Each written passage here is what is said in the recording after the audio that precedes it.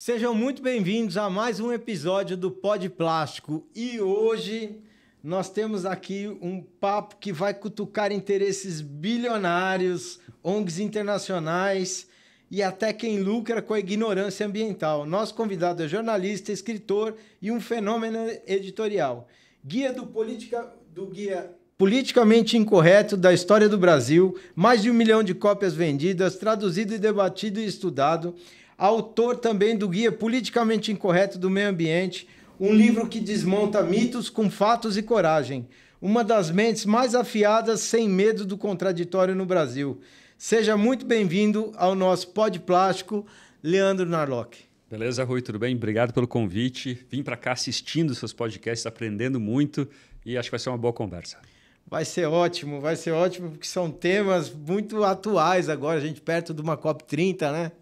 Então, o COP30 discute muito sobre ecologia, tudo isso, com aqueles jatos soltando os combustíveis, mas nós vamos falar sobre isso também.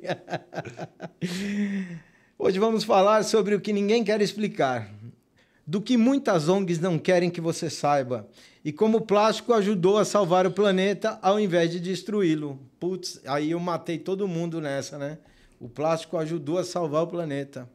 Vamos lá. Leandro, antes dos plásticos, o mundo se alimentava da morte de animais, baleias eram massacradas por óleo e iluminação, cosméticos e vela, entre outros animais. Dentro do seu livro você conta essas histórias para a gente. Dá uma elucidada para a gente sobre isso, por favor. Claro, vamos lá. Pois é, como eu escrevi o primeiro livro sobre a história do Brasil, eu gosto muito de história, né? E tem, na questão de energia, os historiadores de energia, até lá o autor preferido do Bill Gates, né, que é o Václav Smil, tem um livro dele chamado Energia e Civilização, excelente, livro sobre a história do mundo através da história da energia, né? E ali, quando você entra nessa literatura, você percebe que assim, olha, toda a forma de vida, né, não só os humanos, mas animais, enfim, vegetais, como que as pessoas se alimentam, né? Como que as pessoas se viram para sobreviver na Terra? É biomassa comendo biomassa. É claro que tem energia solar, né? As plantas fazem fotossíntese, ali se gera biomassa. A partir dali, é uma biomassa pegando a outra. Comendo a outra. Né? Então, por muito tempo, a gente foi alimento. Né? É uma sucessão que você não sabe, como eu digo no livro, se você é convidado ou refeição. Né? É. Mas então, ou você pega uma biomassa que está andando até por aí, está pastoreando, ou você coleta um fruto, né? Outro tipo de biomassa. Para ter energia, você queima a biomassa. E para se vestir, né? Se colocava peles, lã, né? Biomassa em cima de biomassa. Isso, por muitos séculos, isso limitou o crescimento da população humana, né? E o conforto que a gente tinha, né? A prosperidade humana. Então, aconteceu muitas vezes na história de você ter uma sociedade que ela está do lado de ela encontra uma reserva de lenha muito boa. De repente, ela começa a fazer fornos de fundição ou então para metalurgia, né, as fornalhas e tal. Começa a se desenvolver, né, com máquinas, com ferramentas, mas e daí quando ela está no seu auge, acabou a madeira. Aí acaba tudo. Vai acabar a madeira. Então, na região do Rio Tinto hoje é uma mineradora australiana, né, mas essa região ela é da Espanha romana. Né? Na China medieval, do Chipre, no Afeganistão, você teve o mesmo processo. Começou, quando estava dando certo, acabou. Na Inglaterra estava acontecendo a mesma coisa. Né? Tem até uns relatos assim no século XVI, né? O pessoal escrevendo carta para os reis, falando, olha, desliguem um pouco, sabe que pode desligar as fornalhas um pouco? Porque a gente está ficando sem madeira para fazer barril. Estamos precisando de madeira, não tem móvel mais, porque tudo vai para a metalurgia, né? Para fundição e tal. E a Inglaterra estava sofrendo o mesmo processo, né, de ter que encolher sua economia e tal, quando os caras pensaram, não, vamos usar essa coisa mal cheirosa, essa coisa fedorenta que a gente tem aí, né, o carvão mineral, para produzir energia. Daí ali deslanchou. Né? Então, um benefício do carvão mineral, né, claro que do ponto de vista econômico, é que ele tem ganho de escala. Então, quanto mais você extrai, mais barato fica. Né? Ao contrário da madeira, que vai ficando mais cara. Né? Mas naquela época, o extrativismo daquilo era manual, era bem complicado. Sim. Né? É que daí, se você monta uma grande estrutura, daí fica em massa, funciona. Né? Mas era feito muito com madeira. Até isso é um diálogo que a gente pode começar depois, que a questão é mais complicada do que eu estou dizendo, né? Na verdade, o carvão mineral acabou fazendo a utilização de madeira aumentar muito também, né? Não é que ele substituiu a madeira, né? Sim. É toda uma... Mas ali deslanchou, né? Então, a gente primeiro teve o carvão mineral, depois veio o querosene. E é engraçado, né, cara? Teve alguns anos ali, uns 20 anos, umas 2, 3 décadas, que o pessoal refinava petróleo para querosene. Todo o resto você jogava fora. Era lixo. Era lixo, né? Então, gasolina fora, né? Tudo que não era destilado ali. E, no fim, estava todo o século XX, né? Naquele lixo, né? O nafta, né? Para fazer plástico, gás natural, petróleo, óleo diesel, óleos lubrificantes, né? Tava tudo ali. E que é o que o pessoal chama de inovações secundárias, né? Você tem uma GPT, né? Uma General Purpose Technology, né? Uma grande inovação, né? Mas para ela virar dia a dia mesmo, você precisa de uma série de pequenas inovações secundárias que vão criando... Até hoje, né? Eu vejo aqui no podcast de vocês novos polímeros surgindo, né? Todo dia. Todo dia, né? Todo dia tem uma função, tem um polímero, um copolímero. Uhum. Hoje, agora, vou fazer referência ao seu livro também. Tudo que é bio é bonito, né? Você falou bio, é biocopo. Putz, vai vender, é 30% mais caro. O cara que está comprando lá, estou salvando o planeta. E, na verdade, poxa, não tem nada a ver, né? Lá no início, quando a gente volta lá no início, quando extraíam os dentes dos elefantes para fazer uma peça como essa, por exemplo. Uhum. Isso aí matava bicho pra caramba, para fazer bolinha de sinuca, né? Fazia esculturas. Isso de marfim também. É, tudo de marfim. Isso aqui era esculpido 1 a 1, né? 1 a 1, à mão. Imagina, né? O preço, né? Pra você ter um desse. Caríssimo. Isso aí era para alta sociedade. Aí imagina que vem esse carinha aqui, esse baquelite, que é igual, não muda nada. Perfeito. E parou de arrancar dente do elefante, parou de matar o animal, né? Exatamente. Daí, acho que essa que foi a grande, né, sacada dos combustíveis fósseis, né? Que você parou de usar a natureza para fazer aí os grandes materiais do mundo moderno, né? Então, tanto para gerar energia, para se purificar alumínio, para se fazer aço, né? E cimento, e para o plástico, né? Então, pô, eu digo no livro, né? O pessoal fica irritado comigo, os veganos não costumam gostar muito de plástico, né? Não. Mas o que fez eles terem uma vida mais distante dos animais, da opressão dos animais, da exploração animal, não foi o tofu, foi o polietileno, né? Foi o polietileno. Porque hoje, né, a gente conseguiu parar de usar tanta biomassa. A gente descobriu uma fonte de materiais escondida nas entranhas da Terra, né? E que a gente conseguiu se separar, ter o nosso conforto, o desenvolvimento econômico, tudo isso um pouco separado da agressão aos animais, né? Isso foi incrível, assim, é incrível que a gente não valoriza isso, né, cara? O que eu adorei também, que eu li, é sobre você ter insegurança dos fatores climáticos. Lá no passado, morria gente pra caramba, eu não sabia. Morria muito mais gente do que morre hoje pelo fator climático. E muitas ONGs hoje recebem dinheiro para falar do fator climático, que na verdade, eles recebem para tocar o terror, né? Para poder ganhar mais dinheiro. E hoje se morre muito menos pessoas por conta de ter o cimento, por conta de ter o conforto, a eletricidade, a água que chega em casa, né? Pois é. Uma vez eu escrevi isso no jornal, o pessoal ficou bravo. Eu falei, a gente está aterrorizado com o clima justamente quando menos pessoas morreram por causa do clima na história, assim, né? Mas é uma contradição, na verdade, né? Meio contraditório, porque eu acredito que existe aquecimento global e que ele é causado por... O efeito de qualquer carbono que você emite, ele faz a energia, a radiação vibrar e vira temperatura, né? Então, está relacionado com a emissão de carbono. Mas isso significa que as mortes... Mas todo o resto que se fala tem muita bobagem, né? Uma dessas é essa, né? A gente está numa crise climática, numa ameaça existencial. Não. Por enquanto, até agora, não. Né? E por que a gente parou? Né? Você tem lá no século XIX, você tinha 4 milhões de mortos na Índia de fome ou de sede, né? Falta d'água. A mesma coisa no século XX, até 1943, na Índia, tinha lá a grande fome de Bengala, se eu não me engano. Não sei se eu estou confundindo as datas. milhões de mortos, né? De repente, hoje, então você tinha uma média anual de 500 mil mortos por causa do clima, e hoje está menos de 20 mil. Se não me engano, no ano passado foi 16, 17 mil. Por que aconteceu? Né? O clima melhorou? Não. Não. O clima continua ruim, talvez até pior, né? Continua nos surpreendendo. O que aconteceu foi que, com os combustíveis fósseis que mexem com o clima, a gente se protegeu do clima. Né? Sim. Então, né, o cimento, por exemplo, o concreto, que é cimento com aço. Foi maravilhoso. Os dois, fazer cimento, você mistura calcário com argila, esquenta... Tira o CO2. Tira o CO2, vira cimento. Né? Então, basicamente, o processo dele é emitir CO2 à atmosfera. É muito poluidor, né? Mas, cara, com ele você consegue fazer represas e canais, né, como o canal Indira Gandhi, na Índia, que salvaram milhões de pessoas da fome, né? E de morrer sem água, da desidratação e tal. Enfim, e isso é por causa dos combustíveis fósseis. Né? Então, tem essa coisa contraditória deles e que não dá... É ser negacionista, né? A gente estava falando sobre isso antes, negar essa importância, né? Alguém podia... Uma forma boa de me contradizer, de me refutar, é falando assim, você está tendo uma falácia da indução.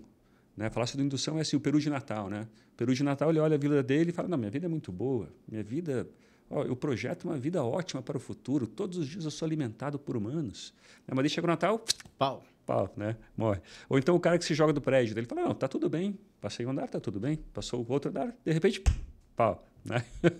Então, tá bom, daqui a pouco então alguém pode falar, não, mas talvez daqui a pouco piore.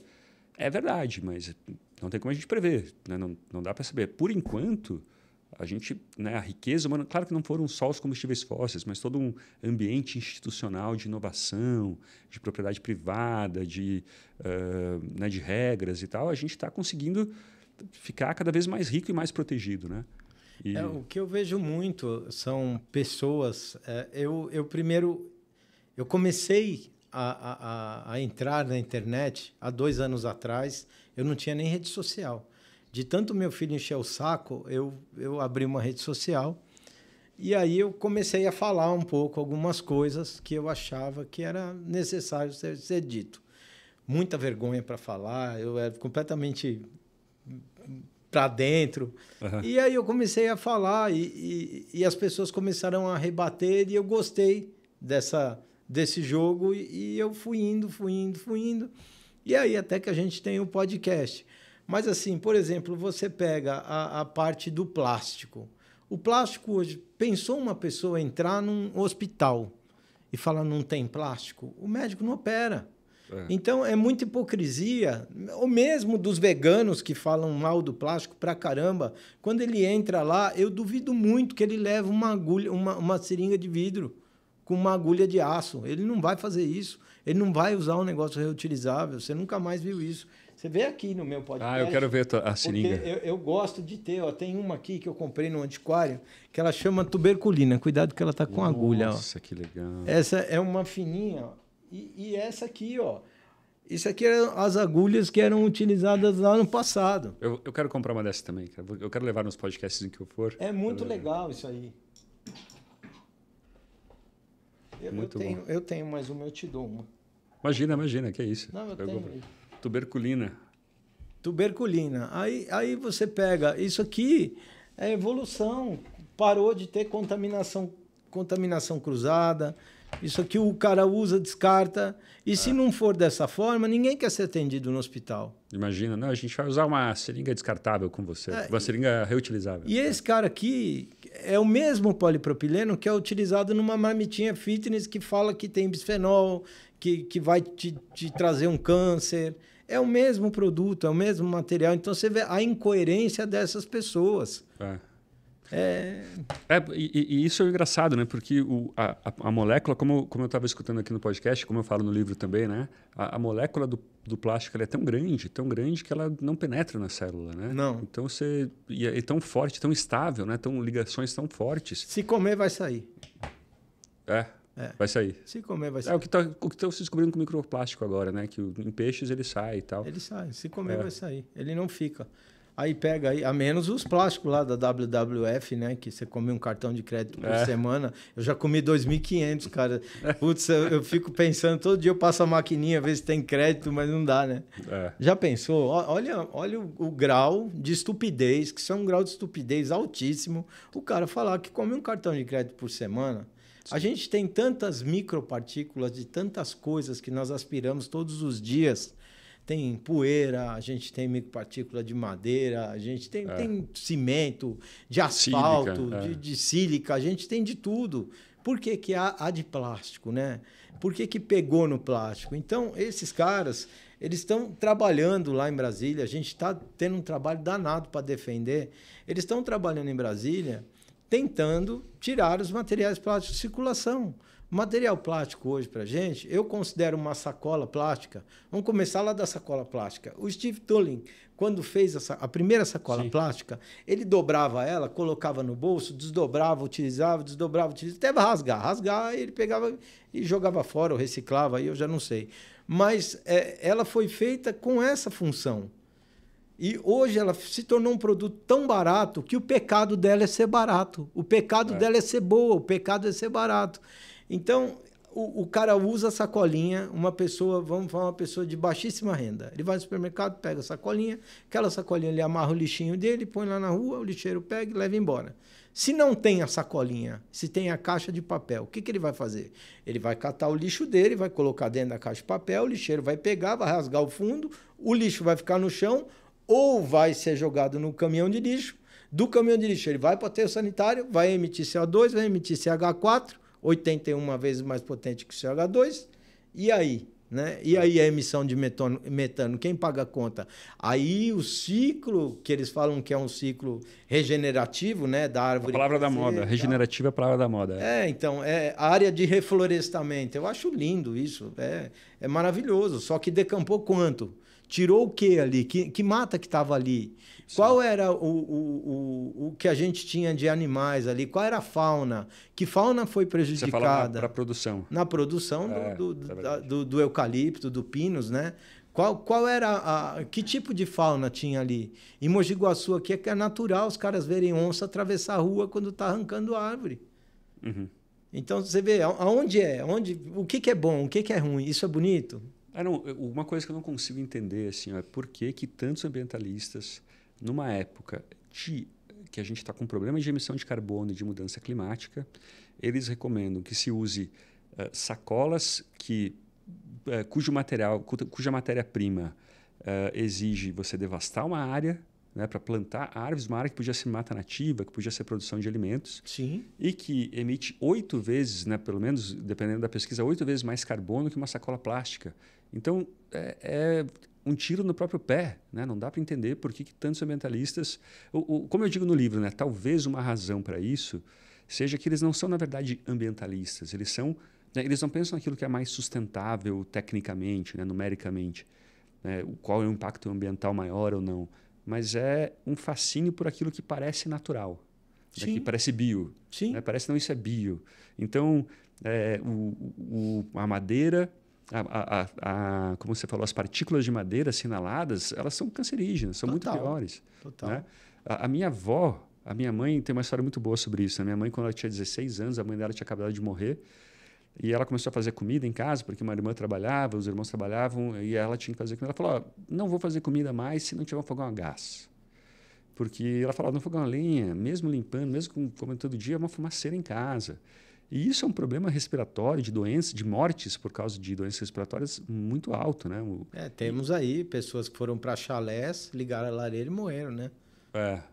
Enfim, de incêndio tudo, né? Não. De inalação. De inalar o gás. E não à toa, a minha avó morreu quando minha mãe tinha 15 anos de câncer nas vias aéreas. Caramba. E isso tudo parou. Então, quando você tem ali um fogão, digamos assim, um fogão elétrico, eu não gosto de fogão elétrico, na verdade, mas, enfim, com energia nuclear. Cara, nada mais antinatural que isso, mais artificial que isso.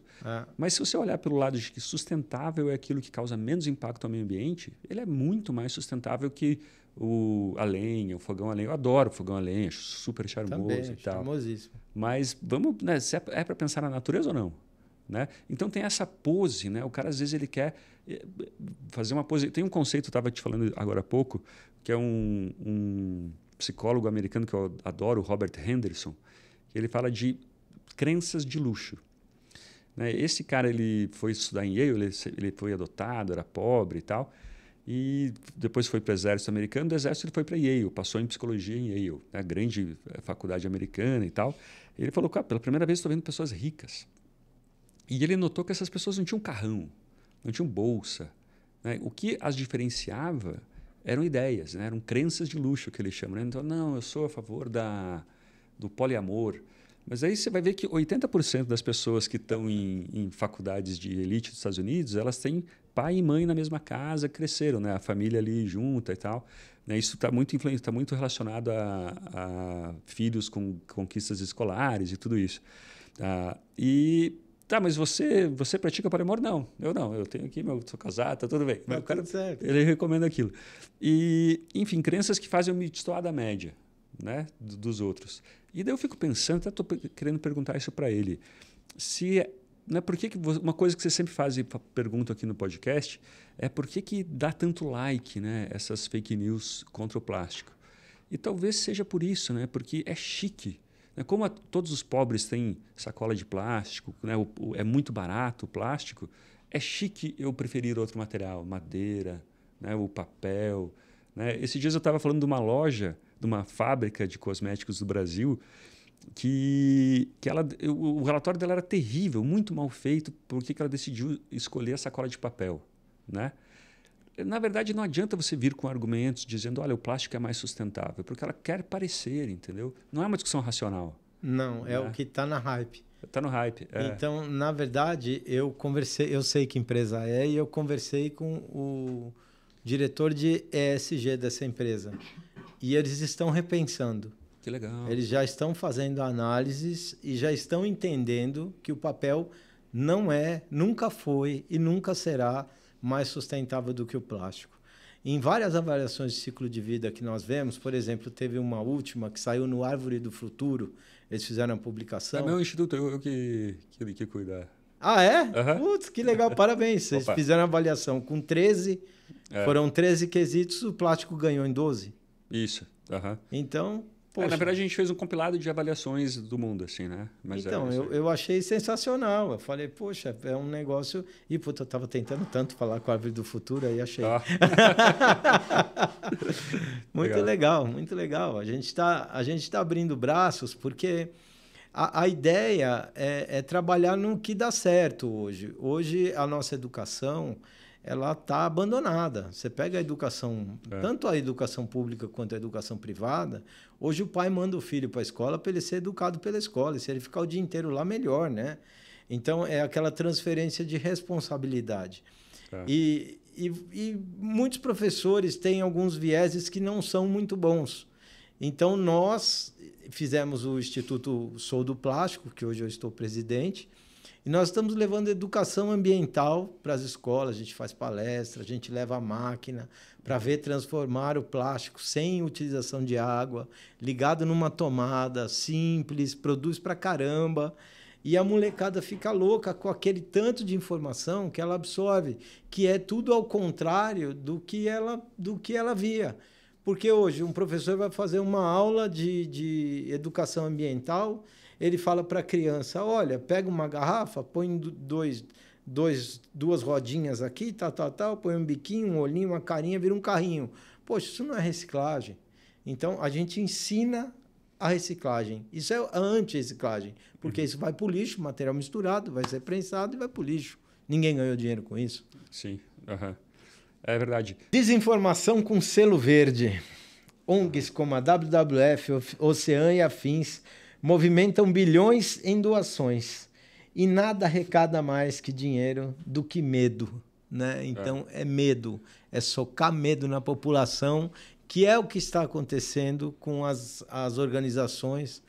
Eu li no livro do Chris que o fundador do Greenpeace saiu do Greenpeace. Sim, porque Patrick Moore, né? Ele estava em discordância com o que estava acontecendo em relação a finança, né? Que o negócio virou um negócio, não virou um ato de sustentabilidade como ele foi fundado e proposto para aquilo, né? Exatamente. E assim, ó, muita gente fala hoje em dia sobre fake news na internet, nas redes sociais, sobre desinformação, estão querendo até agora criminalizar a desinformação. Mas tem um tipo de fake news que ele é mais institucionalizado. Né? Não é lá o tiozão do WhatsApp que dá uma fake news qualquer. É uma coisa que ela tenha uma aparência científica. Sim. Né? Tem ONGs de respeito por trás e tal. Mas é pura fake news. Por exemplo, essa da WWF, né? De que a gente ingere um cartão de crédito por semana em microplástico. Isso já foi desmascarado, já faz aí 4, 5 anos. Eu fiz um vídeo aí que deu, sei lá, meio milhão de visualizações. E está lá no site ainda. Está lá no site da WWF ainda. E aí, e a fake news? Então, só o outro lado que tem que ser acusado, né? Isso a gente vê muito em microplástico, em toda a discussão de plásticos. Né? E é engraçado que a imprensa ela sempre dá a matéria alarmista, né? Porque as pessoas adoram, né? Isso dá para entender. Né? Nenhum repórter vai conseguir convencer o seu editor a emplacar uma matéria se ela não estamos sofrendo tanto perigo. A garrafinha plástica ela não solta microplástico. E sempre o outro lado. E daí você tem 2 estudos, às vezes, publicados no mesmo jornal científico. Aquele que é errado e alarmista vai para todos os jornais e o que o desmente, ninguém irá. Não vai. Não vai. É verdade. Né? É que nem aquela campanha que teve, aquele vídeo que teve. Vou até perguntar aqui, o Thiago está aqui no nosso back. Ô, Thiago, como que é o nome daquele vídeo que foi feito do sangue lá, que o Júnior desmentiu? Bloody... vou ver agora aqui para você. Aquele que a pessoa fez uma escultura de plástico. Uma escultura de plástico com Plastic Blood.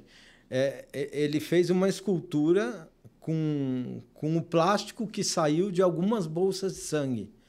Aí o Júnior olhou aquilo e falou, cara, mas precisa de muito sangue para fazer isso. Aí fez uma pesquisa, óbvio, tal, e começou a buscar. Eles foram para Cannes, ganharam o prêmio em Cannes, ganharam 5 prêmios, né, Thiago? Ganharam 5 prêmios em Cannes, e por conta desse vídeo eles perderam todos. Nossa. Porque esse vídeo, aí depois eles viram que foi feito todo com inteligência artificial. E eles tinham feito outros vídeos metendo pau no plástico também, que foi outros 2. Então eles tiveram 5 premiações, 3 era contra o plástico. E eles perderam as 5. Porque eles usaram a inteligência artificial para emplacar a narrativa. E isso foi uau, né? Foi longe. Tem médico que pega, ele fala assim, você, dona de casa, não coloque a marmitinha de polipropileno no micro-ondas, aquilo vai soltar microplástico, tem disruptor endócrino, solta bisfenol. Nossa. O bisfenol, eles adoram falar do bisfenol, né? Tem um aí que eu rebato ele toda hora que ele tem fetiche com plástico e bisfenol. Você sabe quem é, né? Você sabe quem é. Ele tem fetiche com plástico e bisfenol. A gente fala do polipropileno. O polipropileno é um material que ele não tem bisfenol. A composição química dele não leva bisfenol. A menos que o cara leva para casa dele e passa bisfenol com pincel no dele. A gente fala do bisfenol, o bisfenol vem lá da história das mamadeiras, da década de 80. E as mamadeiras hoje são em polipropileno. Justamente para evitar qualquer chance mínima de bisfenol, né? Que é que antigamente era feita em policarbonato. O policarbonato contém bisfenol, ele tem as moléculas fechadas. Mas quando a mãe colocava na caneca, no banho-maria lá, esquecia e a água acabava, derretia, ele abre a molécula e libera o bisfenol. Mas quando esfria, ele fecha de novo. Ah, entendi. Então, mas liberava o bisfenol, é verdade. Só que a culpa não era do plástico, era o jeito que ele estava sendo utilizado. Hoje nós temos aí várias garrafas de policarbonato usando para água. Pode usar à vontade, não libera. Ele só libera acima do ponto Vicat dele, que é 160 graus. 160 graus você não pega na mão. Não vai pegar uma garrafa de água a 160 graus. E se acontecer, você vai vai fazer muito mal para sua saúde, muito pior que o bisfenol. Já pensou? Vai queimar a mão, a garganta, vai queimar tudo. Mas e a reciclagem? Me conta um pouco. Eu estou aqui também para perguntar, né? Porque o meu livro ele fala de muitos assuntos. Eu dou uma visão geral sobre plástico, né? Mas uma coisa que eu queria falar antes, né? Que o baquelite, né? Cadê ele? Está aqui. Aqui também. Acho que uma contribuição... o telefone, né? Ó.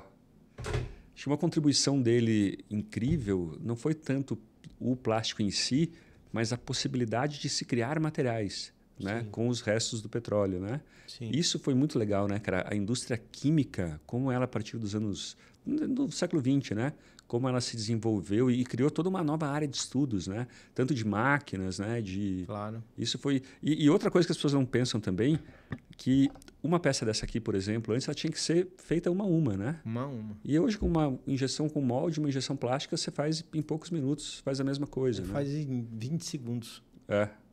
Eu lembro que a minha casa, nos anos 70, 78, eu nasci nos anos 80, né, antes da China, assim, né, antes da abertura do Brasil para a China e tal, as superfícies da minha casa, da minha mãe, elas eram todas limpas. Né? E hoje a minha casa era toda entulhada de coisas, né? Porque a gente é tudo muito barato, né? Tudo de plástico, tudo muito barato. E uma coisa que vocês falaram aqui também, sobre a lixeira, né? Cada pessoa tinha a sua lixeira. A minha mãe, ela dizia que era meio que uma coisa de virar adulto. Era a lata de lixo, que você saía correndo atrás do caminhão. E quando você casava, um dos presentes de casamento era uma lata de lixo de respeito, entendeu? Porque era assim, não, essa família, olha a lata de lixo que eles têm. Olha lá. Eu lembro disso na minha casa. Aí também. O cara passava correndo, pegava a tua lata de lixo, jogava dentro do caminhão e largava no caminho. E você tinha que sair correndo atrás para pegar a lata de lixo.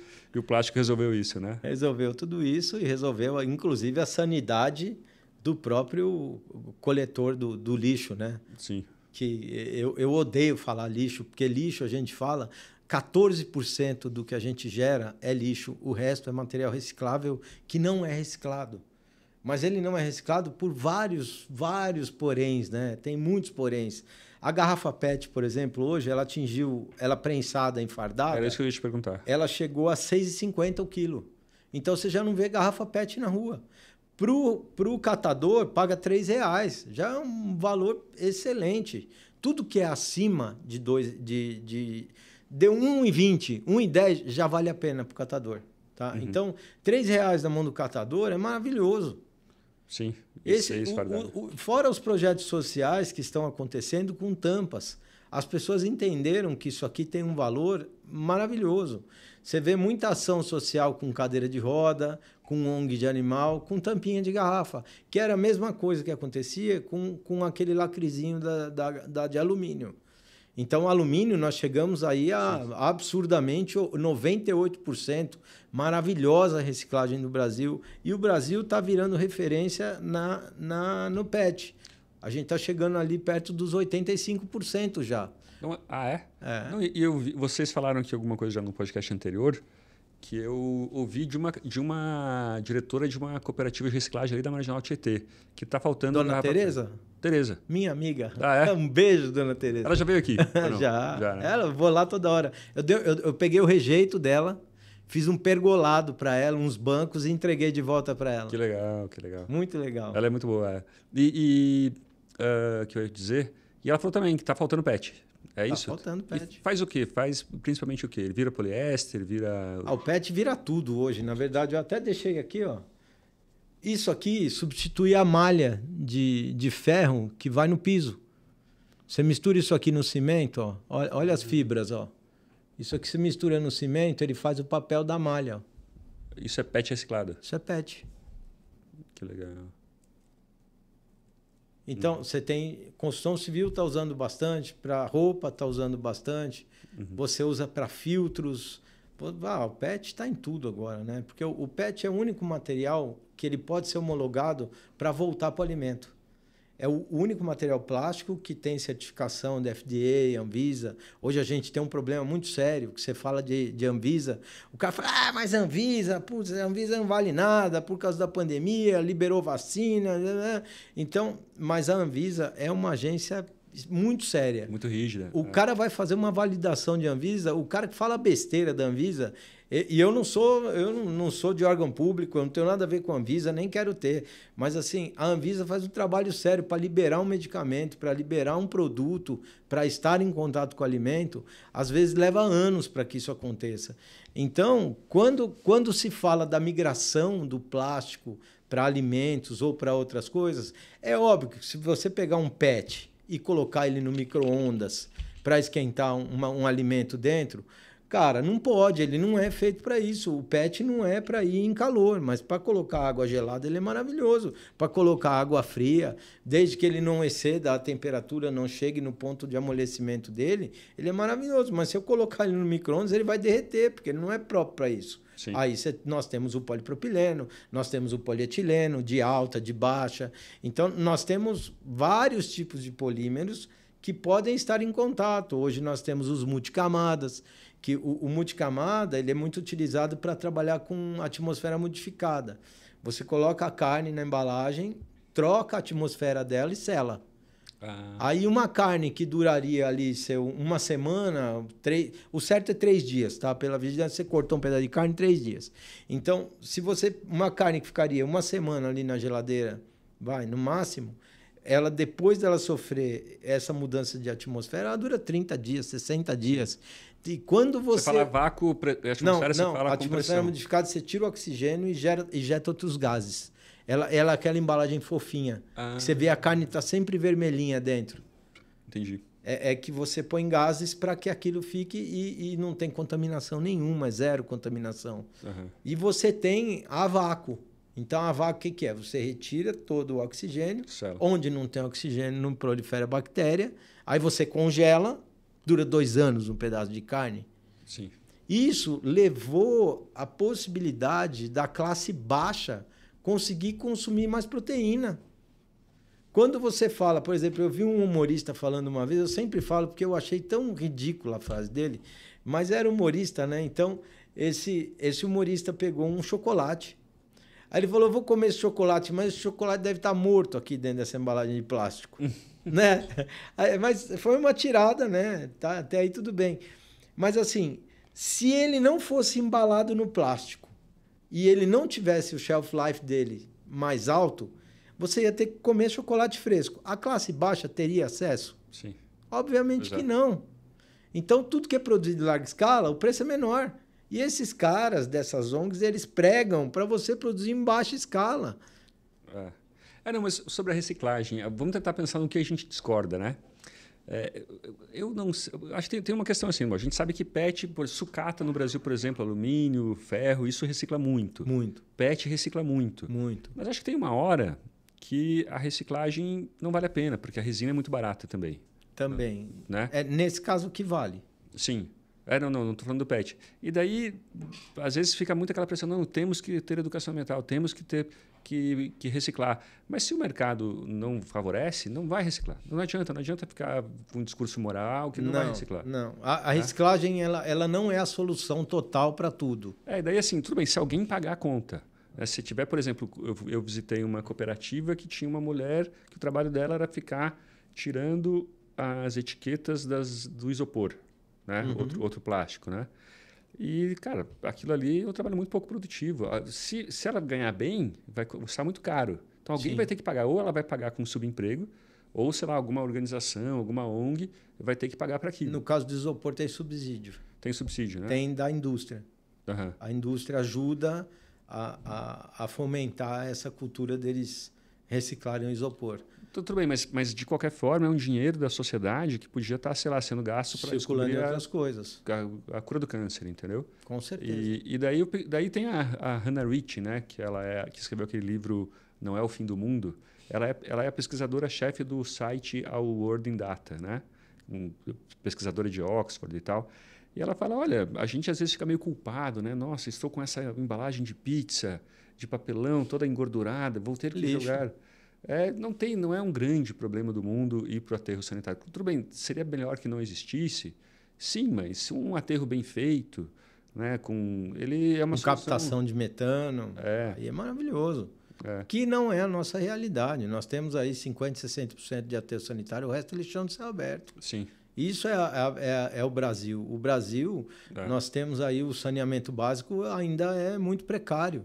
E daí nessa situação, talvez o plástico seja melhor que papel, né? Porque emite menos metano. Na verdade, ele não emite nada, ele é inerte. Sim. Então, quando enterrado, ele é inerte. Ele fica lá, ele não solta nada. A menos que ele tenha alguns decompositórios, né? Alguns aditivos que façam ele quebrar e ele vai emitir. De acordo com a luz ou com o ar, né?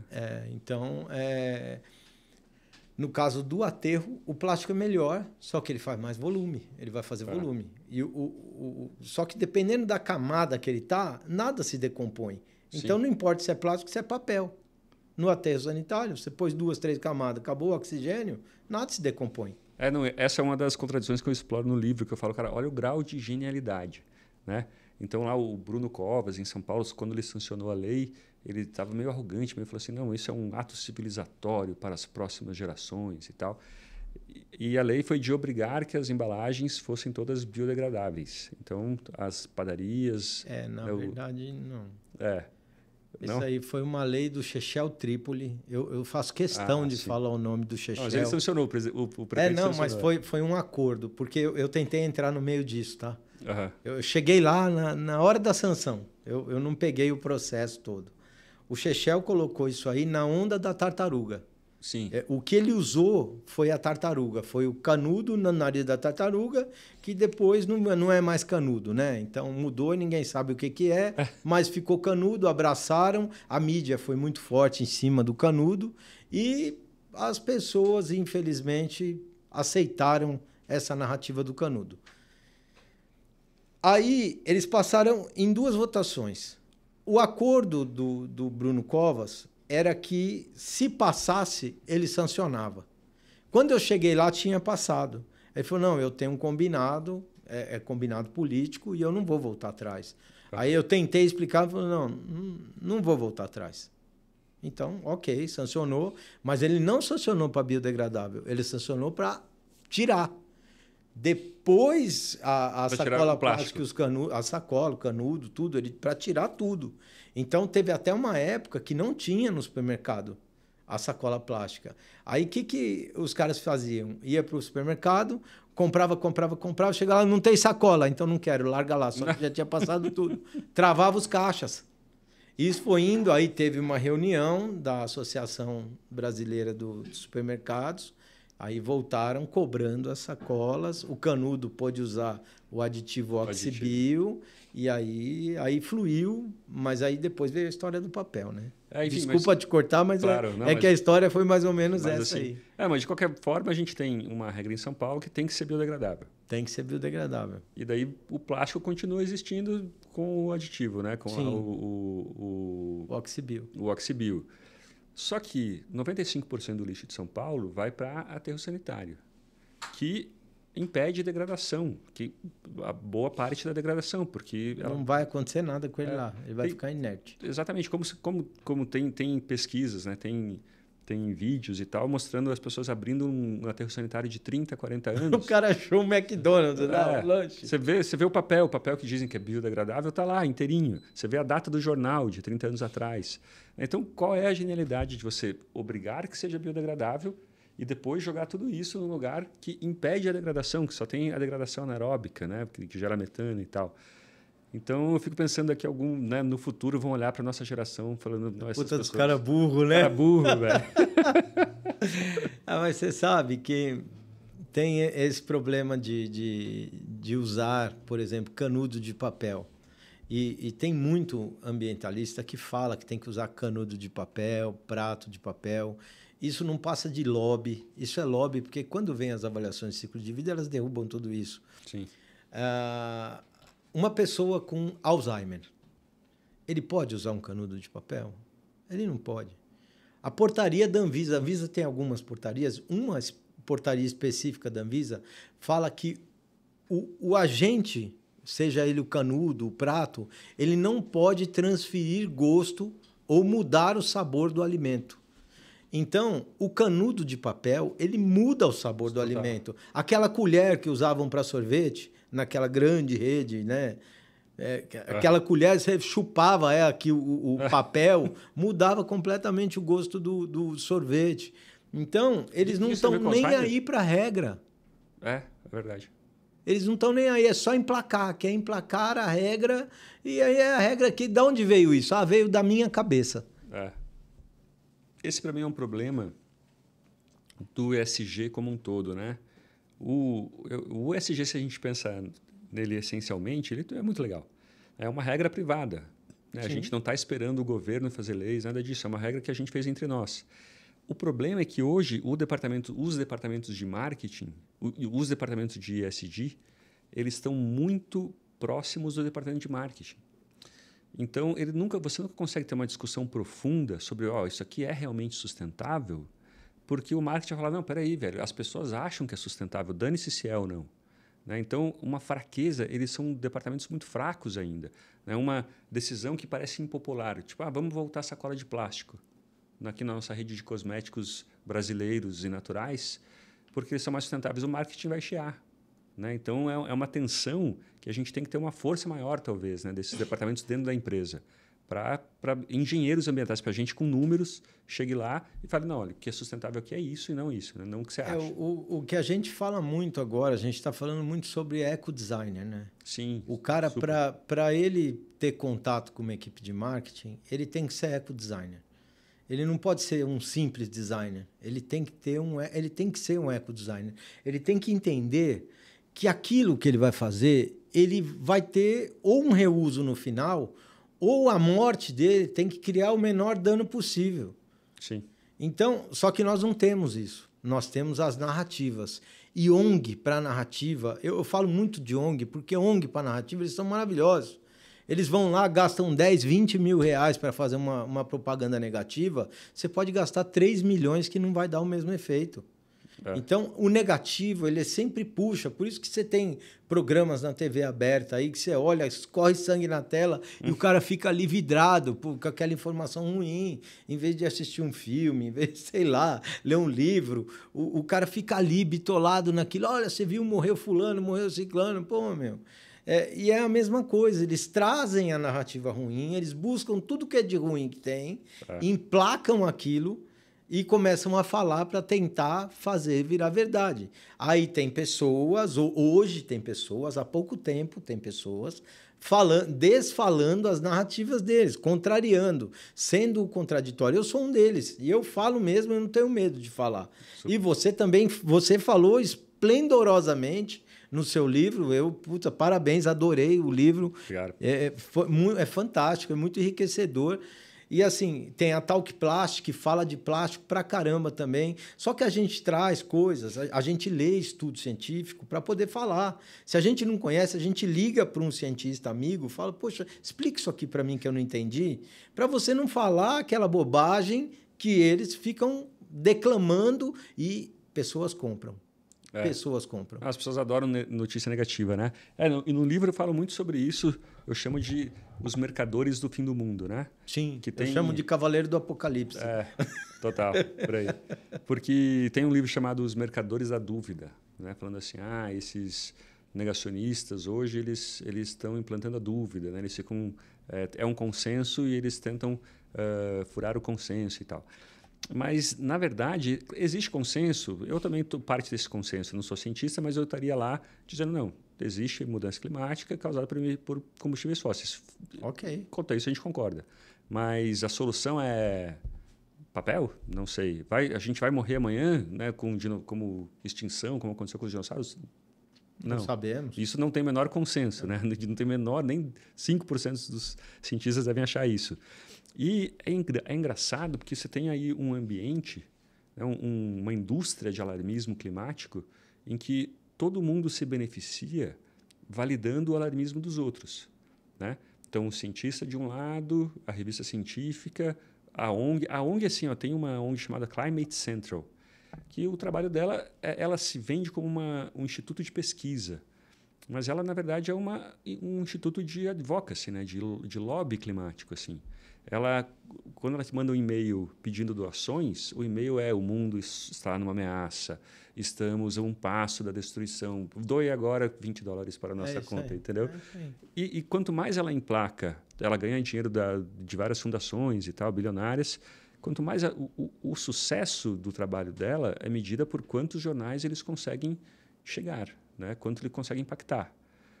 E, cara, é puro alarmismo. Assim, né? Por exemplo, posso continuar? Posso dar uns casos? Lógico, por favor. Não é muito sobre plástico. Não, vamos falar bastante. Por exemplo, a questão dos furacões. Né? O IPCC, ele não projeta, não vê mudança na intensidade dos furacões nos últimos anos e nem na frequência. Eu vi o gráfico. Você viu, né? E também no futuro a mesma coisa. Por quê? Porque a mudança climática ela atua nos furacões de formas contrárias. Então, de um lado, ele aumenta a potência do furacão, porque a água está mais quente, mas para o furacão se formar, ele também precisa de uma coluna de ar homogênea, né? Tem que ter o vento circulando na mesma direção, dependendo da altura. E a mudança climática ela bagunça os ventos.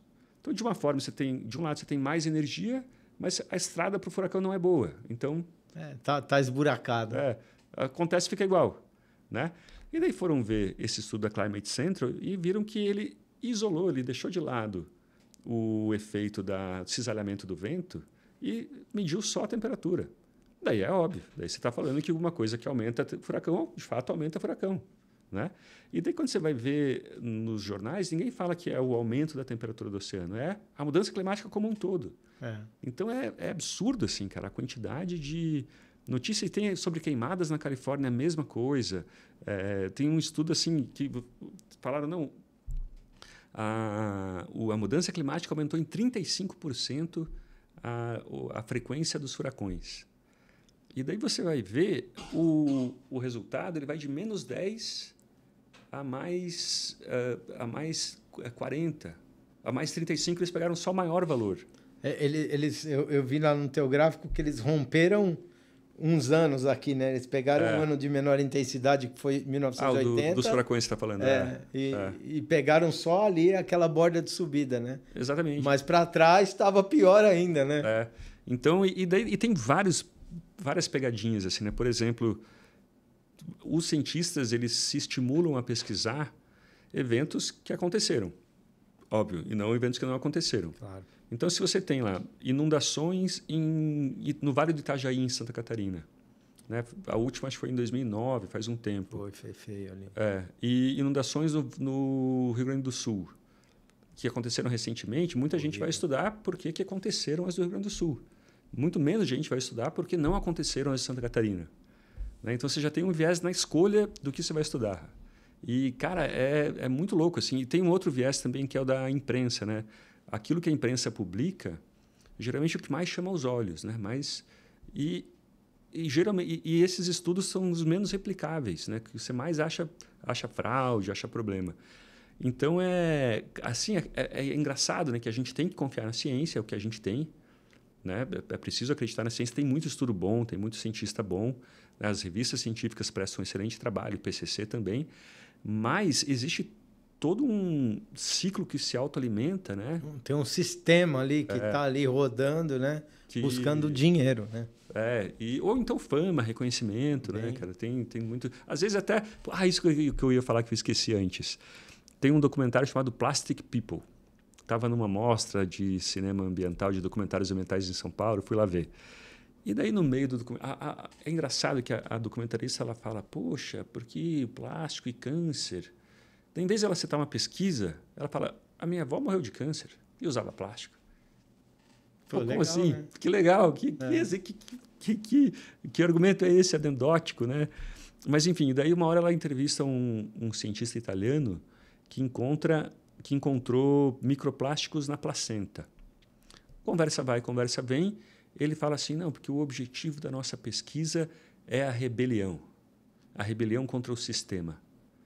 Nesse momento, a minha confiança no estudo dele se desfez em micropedaços. Pois é. Porque, não, peraí, cara, a gente está aqui para... Ciência não é para ser desse lado daquele. Ciência é para descobrir a verdade. Né? Se a tua conclusão ela vai contra a sua orientação política, tudo dane-se a sua orientação política, você tem que publicar a conclusão. É isso aí. Né? E o cara, às vezes, ele está tão submerso nessa rede de incentivos que ele mal se dá conta que aquilo é errado. Né? É impressionante mesmo. E você vê qual é o primeiro contato do ser humano com o plástico. Sabe? O grampo do cordão umbilical. Ele é de plástico. O grampo do cordão. Tá vendo? Tá vendo? É o primeiro contato. E o que você acha desses bioplásticos que estão vindo aí? Que bio é bonitinho, a gente estava falando, né? Tudo que é bio é mais caro, é bonitinho, que vem da cana-de-açúcar, ou que vem da mandioca, que vem... O PLA, né? O PLA é da cana-de-açúcar, né? Aí nós temos o material que vem da soja, o material que vem do milho. Uhum. E o que você acha desses materiais? Então, eu tenho bastante receio, bastante dúvida, assim, bastante suspeita em relação a eles, né? Vamos voltar nisso que eu falei antes, né? O Taleb, né, lá, o grande ensaísta, ele fala do prefixo neuro. Né? Você quer deixar um negócio mais bonito, você coloca neuro na frente. Né? Neurociência, neuropsicologia. É a psicologia de sempre, mas hoje é bio. E hoje é bio, né? Então, você coloca bio na frente, soa mais bonito. Então, você tem lá bioplástico. Nossa, que legal. Mas é mais sustentável mesmo? Então, o feito de cana, por exemplo, você tem que pegar uma área, ocupar uma área, nascentes, né? Tem todo esse cuidado. Depois você tem que levar para a indústria, produzir álcool, fazer todo um processo químico complicado que você pode me explicar melhor de polimerização, para em si você ter um plástico. Não era melhor a gente pegar logo o rejeito da refinaria do petróleo? Os 5% da nafta, né? E fazer, né, que é abundante, e fazer logo petróleo, e fazer logo plástico? Quando a gente fala do petróleo, que todo mundo... o plástico é petróleo. A pessoa leiga que não conhece, ela acha que pega aquele balde de petróleo, joga lá e vira plástico, e aquilo não é aquilo. É a nafta, que ela representa 5%, que é o rejeito do que não seria utilizado, vira plástico, do refino. Só que se ele não virar plástico, ele não vai ser desperdiçado. Ele vai voltar para a gasolina, para o diesel, e ele vai queimar e ele vai virar CO2. Normal. Então, na utilização do plástico, ele melhorou muito, e melhorou muito a nossa qualidade de vida, tendo em vista, não obviamente só por conta dos plásticos, foram os antibióticos, os remédios que foram a penicilina, as coisas que foram inventadas, que há muito tempo não se descobre um medicamento novo, né? Então, você tem o plástico, ele te deu uma baita sobrevida. Só de vir isso aqui, quando a gente fala da área médico-hospitalar, é onde a gente entra no plástico. Porque o cara entra, ele está com plástico.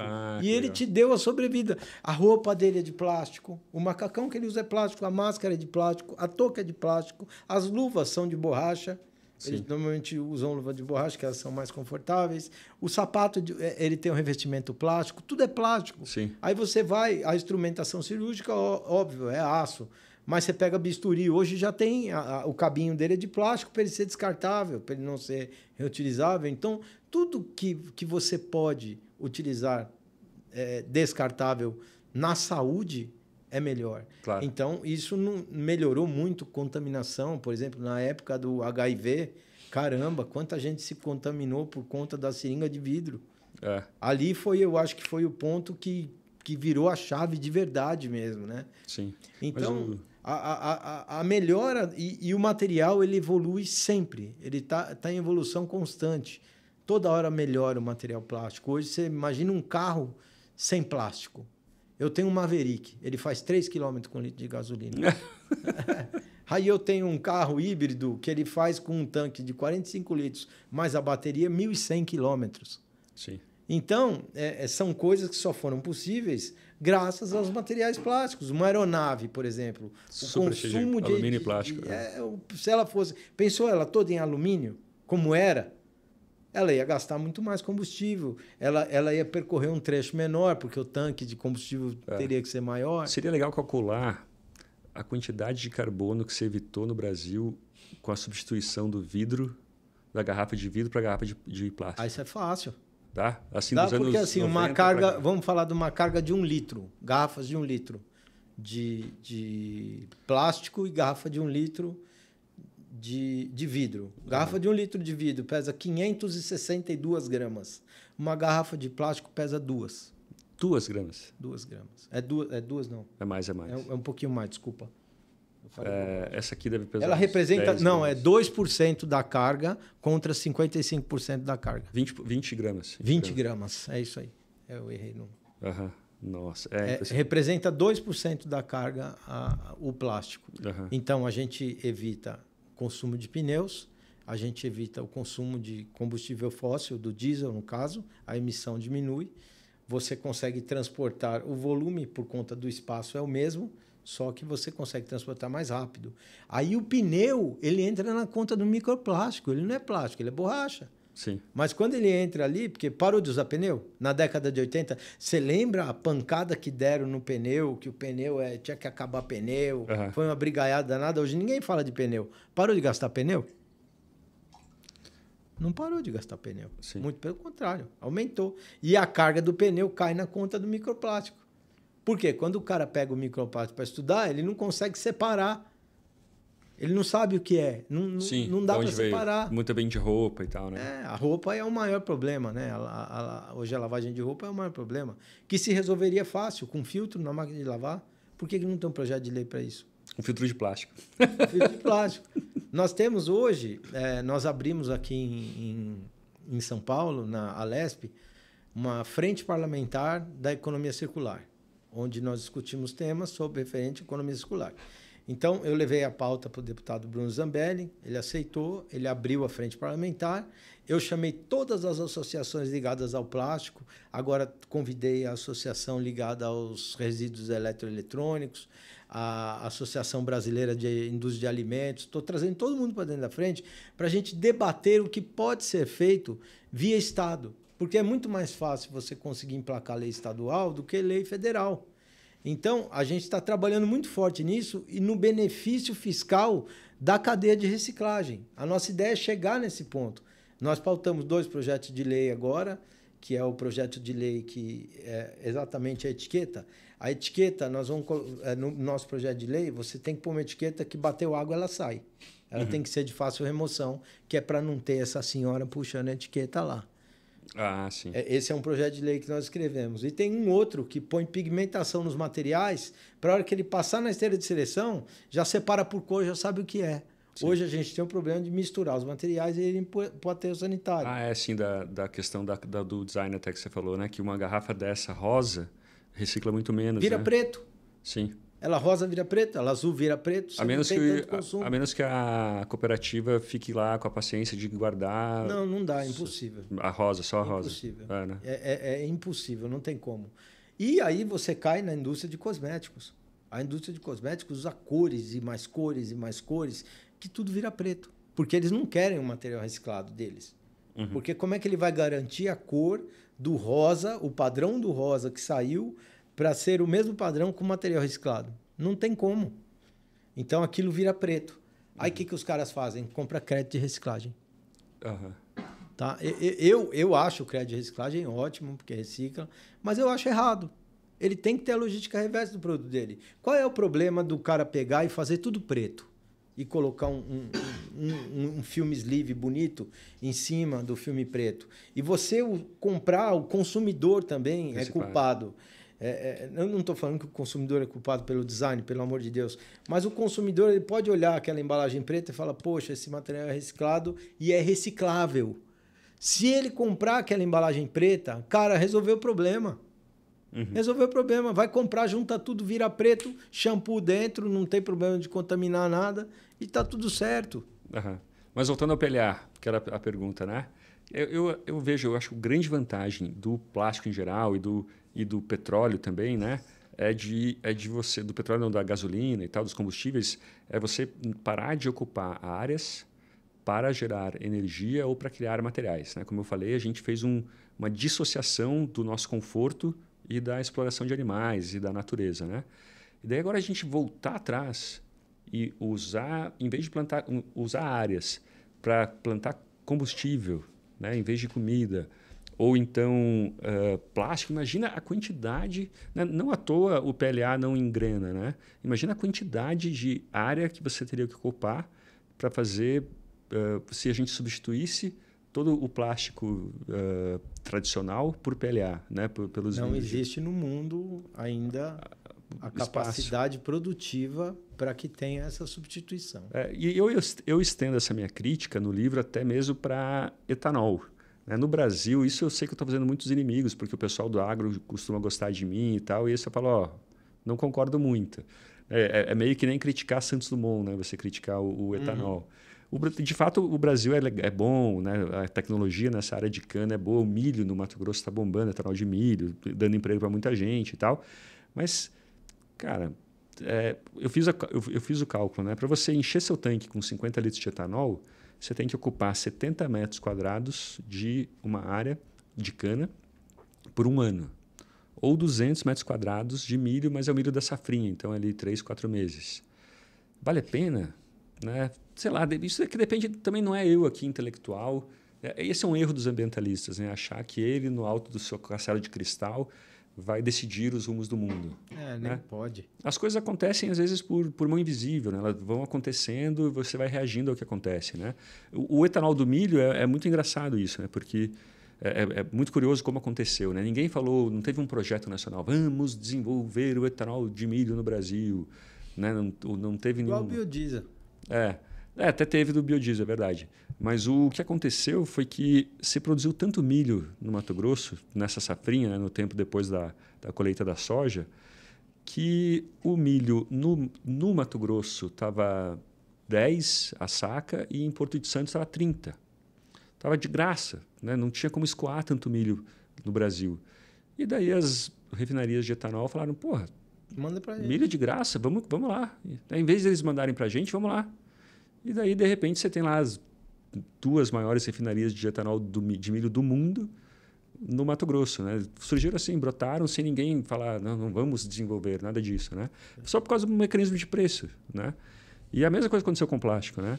E é engraçado que já é 25%. Né? Daqui a pouco vai ser metade do etanol do Brasil vai ser de milho. Né? Muito então, aí você pega, voltando no gancho do PLA, o PLA é um material bacana, é bio, ele não é, ele é compostável, tá?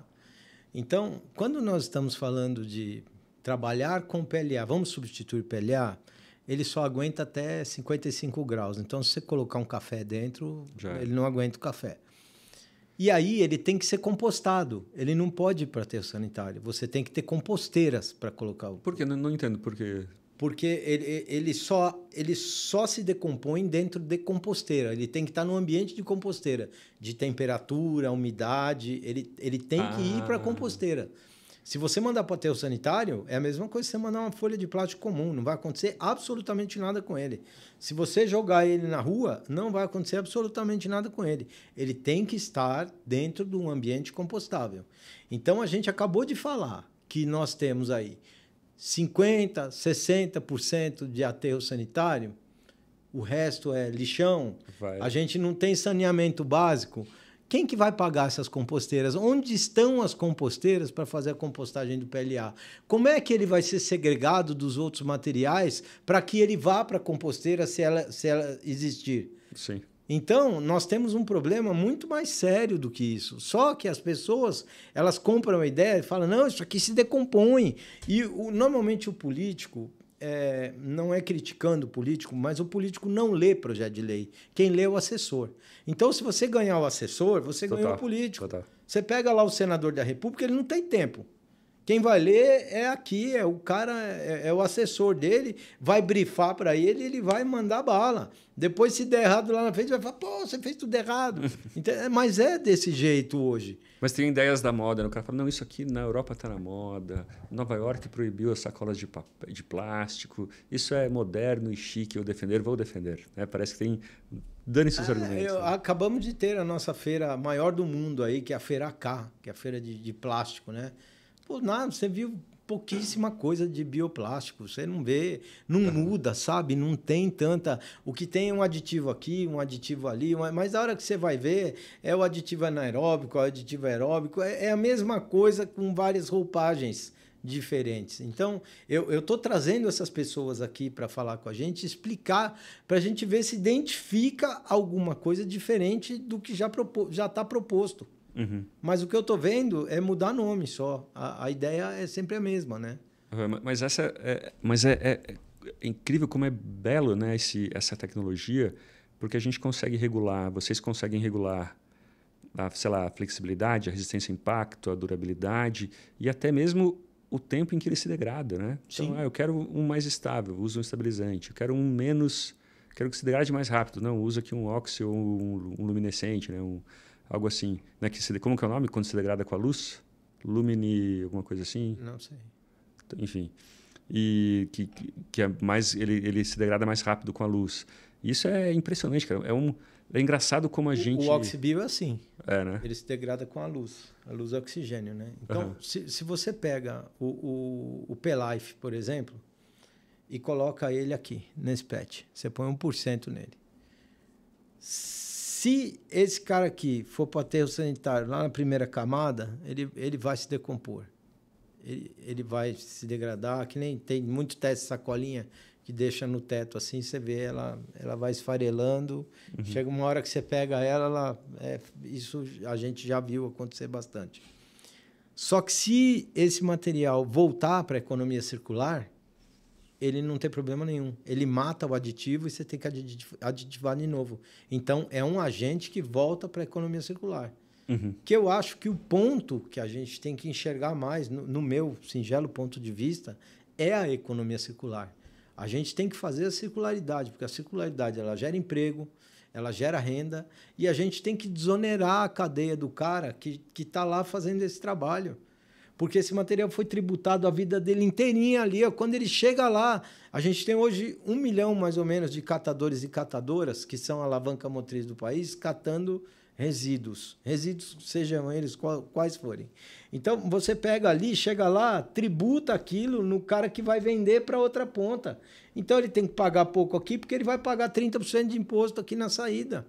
Poxa, pega, remunera, tira essa tributação desse cara e passa para o catador. Ele vai ter uma vida mais digna, ele vai ter maior vontade de fazer. Agora, o que eles estão fazendo? Eles estão mudando. Eles estão querendo dar um auxílio para o catador. O que vai acontecer? Vai acontecer o que está acontecendo agora. Hoje você vai procurar mão de obra, não tem. Eu tenho uma dificuldade enorme aqui na minha fábrica para arrumar mão de obra. Não, nas cooperativas não tem. A Tereza já me falou, não. Vai ficar pior. Não tem homem, eu preciso de homem para as máquinas. Vai ficar pior, porque quando colocar dinheiro na mão desses caras, não que não deva, não que não necessitem, mas a hora que colocar dinheiro e o cara faz R$600 por mês, com esse dinheiro ele vai falar, eu vou trabalhar R$600 a menos. Sim. E aí você vai ter um problema de mão de obra, porque tudo que é assistencialismo, eu acho que precisa para aquele que está precisando, mas tem que ser momentâneo. Ele não pode ser assistencialismo eterno, porque o cara se encosta. Não sei, cara. Eu acho que tudo bem se for pro lixão, for pro aterro sanitário, não é um grande problema, entendeu? Deixa um ou outro plástico pro aterro. A garrafa aqui, o maior gerador de volume, a garrafa a gente já está reciclando, tá bom, entendeu? Não. A gente tem muito problema relacionado ao entendimento de pessoas. Eu acho que o mais difícil é conscientizar as pessoas do que é legal, do que não é. Sim. E ganha quem tem mais mídia. Não adianta, ganha quem tem mais mídia. E o canudinho é impressionante, né, cara? Porque, como eu falo no livro, né? O plástico salvou as tartarugas, né? Você tinha uma tartaruga chamada tartaruga de pente, que era usada desde a Grécia para fazer pente, né? E eu até acho que a gente tem que ter aqui, hein? Vou dar de presente para você um pente feito de tartaruga, né? Os canudos, o plástico ele causou um benefício enorme para tartarugas. As populações de tartarugas marinhas estão todas subindo, a maioria delas, acho que uma só que estava meio estável. E mesma coisa com baleias, né? As baleias estão explodindo, a população está crescendo 10% ao ano. Né? Cada vez a gente vê mais baleia na costa brasileira e tal. E, cara, tartaruga, assim, ó, eu na minha infância nunca vi tartaruga na praia. Agora eu vou para a praia, toda vez eu vejo tartaruga, cara. Ai, que legal. É lindo, eu acho um puta bicho bonito.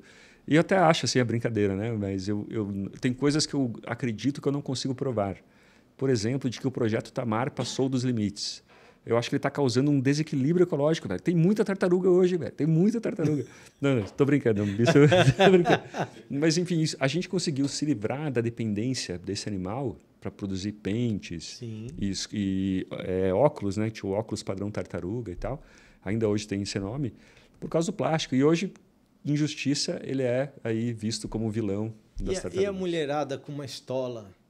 Sim. Aquela estola de pele de animal que era chiquésimo, né? É. Ainda existe, só que agora é de plástico.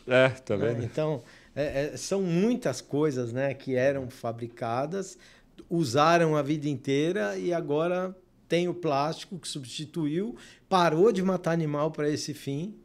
Sim, tapete. E é o cara demonizado, né? É. E eu também queria te fazer uma pergunta. Você esteve lá no Amazonas com os índios, vendo a questão ambiental das ONGs, como a ONG atua.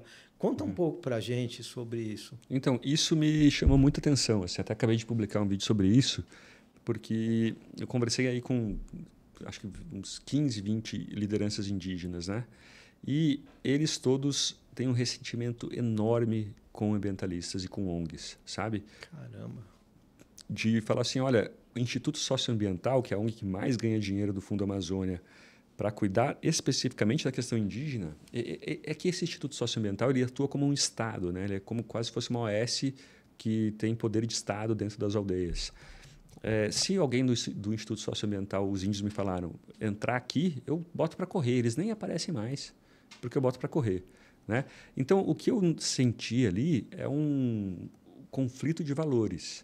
É o pessoal do Sudeste, o pessoal que quer parecer assim, chique, né? e antenado, iluminado, na vanguarda do pensamento, quer que a Amazônia seja um zoológico, né? Uma coisa intocada, né? Manter a floresta em pé, mesmo que o povo fique de joelhos. Já o pobre da Amazônia, ele quer o mínimo para conseguir levar uma carga de Porto Velho para Manaus sem ficar 2 dias atolado na BR-319. Ele quer ter uma casa melhor, ele quer criar família melhor, né? Isso, quer ter carne, né? Então, por exemplo, nos dias que eu passei na Amazônia, cara, você só come mandioca e peixe. No café, mandioca e peixe. No almoço. E você tem um conflito, tem uma insegurança alimentar muito grande. De repente, você tem uma quebra de safra, não tem peixe, fome. Eu entrevistei um prefeito do Acre, de uma cidade do Acre, que ele me falou, olha, a gente está tendo um problema aqui que de manhã as lixeiras da cidade aparecem todas reviradas, porque os índios aparecem de noite para revirar para pegar comida, entendeu? E daí você vai... O pessoal costuma gostar daquela coisa de lugar de fala, né? Não, lugar de fala, você não tem direito de opinar sobre isso, essa frescura toda. Mas tem uma coisa que o lugar de fala é importante, que é, você decide sobre a sua vida, né? Daí não, Las Vegas. Daí não pode. Sabe que tem umas pessoas que falam isso, cara, que você podia pegar aí os 10 municípios com mais desmatamento do Brasil e libera o jogo. Libera o jogo nesses lugares. Né? Porque daí, você vai atrair as pessoas para uma atividade, para cassinos, para hotéis, elas não vão... Por que eu vou desmatar? Né? Vou ficar roçando a árvore, queimando o mato, se eu posso ficar aqui. Mas aí, claro que o ambientalista vai ser contra, porque ele quer uma coisa sempre meio originária, assim, né, para a Amazônia, né? Quer, mas não para ele, né? Mas ele vai lá com o aviãozinho dele, pousa lá, faz o lobby que tem que fazer, monta, volta para a cidade. E ele anda tá tudo certo, né? Esses dias eu vi uma seguinte notícia. Um homem foi na delegacia e falou, minha mulher e meu filho estão desaparecidos.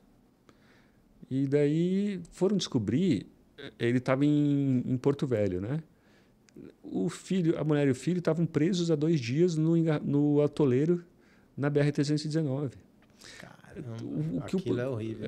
O que as pessoas mais querem ali é asfaltar essa estrada. E eles tentam há anos isso. E os ambientalistas, aí, o Observatório do Clima acabou de conseguir uma liminar para impedir essa estrada. Então, assim, existe um conflito. Não dá para negar. Né? Tem um ponto dos ambientalistas que é importante, que geralmente o desmatamento, a coluna vertebral do desmatamento é a estrada. Né? Ele vai assim. Mas, cara, as pessoas, a Amazônia, enquanto o Brasil todo está crescendo, a pobreza está diminuindo e tal, na Amazônia está aumentando. A criminalidade está disparando na Amazônia, né? A gente fala de crime organizado, geralmente é Rio, São Paulo. Hoje em dia, o centro... É lá. É lá. Na fronteira. Exatamente. E porque tudo é proibido, né, cara? Assim você dá vantagem aos ilegais, né? Aos violentos, ao suborno e tudo isso. Então, tá na hora... Daí o pessoal, a Marina Silva, né? Toda hora ela vem com esse papo de bioeconomia. Cara, faz 30 anos que eu ouço o pessoal falar de bioeconomia. Os intelectuais, o pessoal bacana do Leblon, da Vila Madalena, lá meus vizinhos, adoram. Não, nossa, bioeconomia concilia a preservação e a prosperidade e tal. Todo mundo acha legal, menos o morador da Amazônia, que vai para o garimpo ilegal, vai criar gado, né, vai para uma colheitadeira de soja e não suporta tudo, ele faz tudo para se livrar da bioeconomia. Esse cara que prega bioeconomia, ele tinha que morar 1 ano lá. Vai lá. Aí vai lá, fica lá. Fica lá 8 horas andando com água no joelho, catando castanha, né? E depois tem que ficar um tempão tirando e depois vai pegar 400 quilômetros na estrada de terra. Açaizeiro lá, Deus me livre, é alto pra caramba. E daí muita gente fala, acho que um grande mito que tem nisso é a ideia de que a floresta tem uma riqueza inestimável, né? Ela é uma riqueza em si. De fato é, se a gente pensar numa riqueza não econômica, né? Ela é uma riqueza. Mas o que gera dinheiro, o que gera riqueza mesmo, é a produtividade.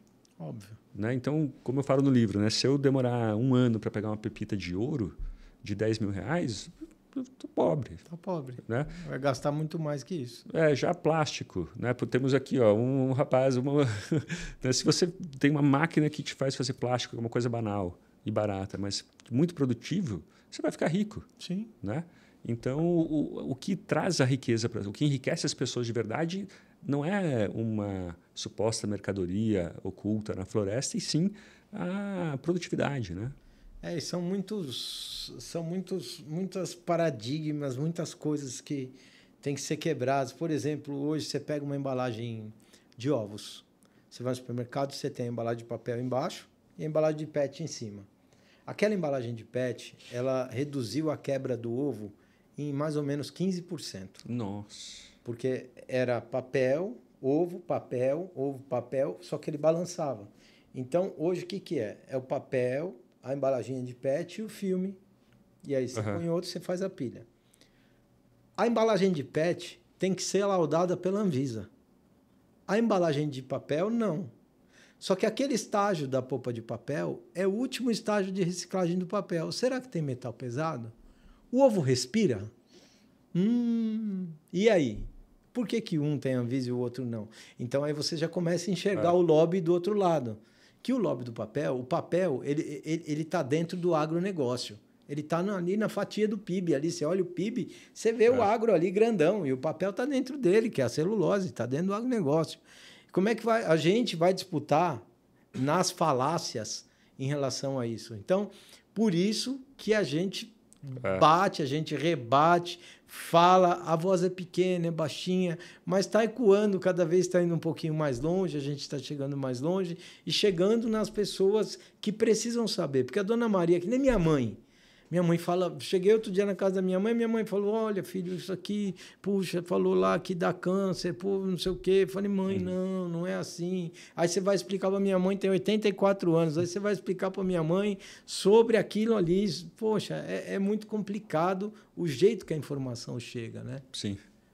É impressionante, cara, impressionante. Mas, enfim, estamos aqui discutindo, né? É muito bom. Isso, a discussão, ela sempre é muito bom. Aí a gente tem aqui para falar um pouco sobre tecnologia, né? Tecnologia, hoje nós temos aí um telefone celular, que nele nós temos uma máquina de escrever, uma impressora não, a gente tem uma máquina de escrever, a gente tem uma máquina de tirar foto, a gente tem um rádio, a gente tem uma televisão, a gente tem tudo aquilo. Então, o que aconteceu? Tudo compactou. Desmaterializou, né? Compactou. Você tinha vários produtos, hoje você tem um produtinho. Tecnologia que veio possível pelo plástico. Isso tem uma discussão interessante, né? Tem uns pessoal, os ambientalistas que eu sigo, até o Árvore do Futuro é inspirado neles, né? Que são os ecomodernistas. E eles falam o seguinte, olha, a gente tem aí 2 bilhões de pessoas famintas no mundo, famintas não, né? Mas pobres, que querem ter televisão de 80 polegadas, querem andar de avião, querem ter carro, e a gente quer preservar a natureza. Se com o estágio atual a gente já teve um grande avanço em cima da natureza, a gente já devastou muita coisa, como é que a gente vai conseguir que essas pessoas tenham melhores condições, né? Tenham tudo que elas queiram e sem atacar esse lado? E daí a solução deles, a resposta deles é tecnologia, inovação, tecnologia, inovação, tecnologia, inovação, né? Porque a gente consegue, como aconteceu com plástico, petróleo e tal, dissociar as curvas, né? Então você tem mais consumo, mais PIB, tudo isso, mais conforto e menos impacto ambiental, né? As curvas vão para direções contrárias. Em toda a história, ótimo, né? Em toda a história do mundo, as curvas foram paralelas. Né? Para você comer mais, você tinha que matar um mamute, para comer o dobro, você tinha que comer o dobro, né? Tinha que matar mais um. E de repente a gente conseguiu, isso está acontecendo, né? Então os Estados Unidos, as emissões de carbono já caíram 20%. O consumo de metais, de materiais de construção, muitas coisas ele está caindo também, né? Porque está desmaterializando, né? Isso aconteceu de modo espetacular no agro, né? Você tinha a quantidade de área que se economizou, de fertilizante que se usa muito menos hoje em dia por área, né? Para ter sementes melhores. Então a gente tem mais grãos em menos área, né? É um espetáculo tudo isso que aconteceu. Enfim, isso tudo é muito bonito, não vai ter outra saída, né? Vai ter que ser essa a nossa saída. E o problema no passado era a falta de alimento, morria gente pra caramba, muito, né? Hoje a gente tem um problema contrário, né? De aí excesso de comida, tem que lidar com esse problema novo, que é, meu Deus... É um problema engordando pra caramba. Um problema chique, né? Tipo, todo mundo na história sonhou em ter esse problema. Tipo, fala assim, nossa, não aguento mais ir para Paris, né? Tipo, todo mundo gostaria de ter um problema assim, né? Pô, muita comida, nossa, muita comida. Mas que bom, né, que a gente tem esse problema. Mas cara, esse dia, ao escrever o livro, eu me deparei com um livro que bota um pouco de suspeita nessa teoria da tecnologia, né? Que é um livro de um historiador francês chamado More, More and More, né? Mais e Mais. Fressos, o nome do cara. E ele fala o seguinte, olha, é bobagem, isso é tudo bobagem. Ele é meio polêmico, fala, não, esse negócio que a tecnologia salva a natureza não é bem assim. Porque o que acontece? A tecnologia ela também torna mais rentável você intervir na natureza e mais fácil. Por exemplo, o petróleo e as baleias. Né? Eu falo no livro, não, o querosene surgiu para substituir o óleo de baleia. Então, de um lado, ele salvou as baleias no começo. Mas, por outro lado... Depois matou mais. Você fez navios movidos a diesel... Mais rápidos que conseguiam matar a baleia muito mais fácil. Né? Não era mais veleiro. Aí né? teve que entrar uma normativa, né? Não, mas mesmo assim, acho que teve uma hora que a tecnologia substituiu tantas coisas do que não tinha mais motivo mesmo. Né? Se a baleia fosse essencial para a sociedade hoje, não haveria normativa que desse conta. Entendeu? Você podia fazer 1000 normativas, as pessoas iam continuar. Ia continuar pegando a baleia. Iam continuar pegando a baleia, né? Mas, e a história da madeira, até que eu comentei no começo, é bem interessante, né? Porque o pessoal fala, não, antes se usava madeira, daí teve uma transição energética para o carvão. E esse cara fala assim, não, na verdade, uma coisa se acumulou na outra. Só com dormentes de trilho de trem da era do carvão e tal, você usou mais madeira que no século anterior. Sim. Mas também é que tem que lembrar o que aconteceu. Né? A sociedade se multiplicou, né?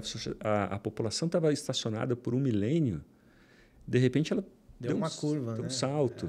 E mesma coisa com a riqueza per capita. Então, a gente tem tanto mais pessoas com mais poder e mais riqueza que é óbvio que a devastação aumentou. Né? Mas isso também aconteceu com um florescimento humano enorme. Né? Por exemplo, a tua família, você é descendente de japoneses.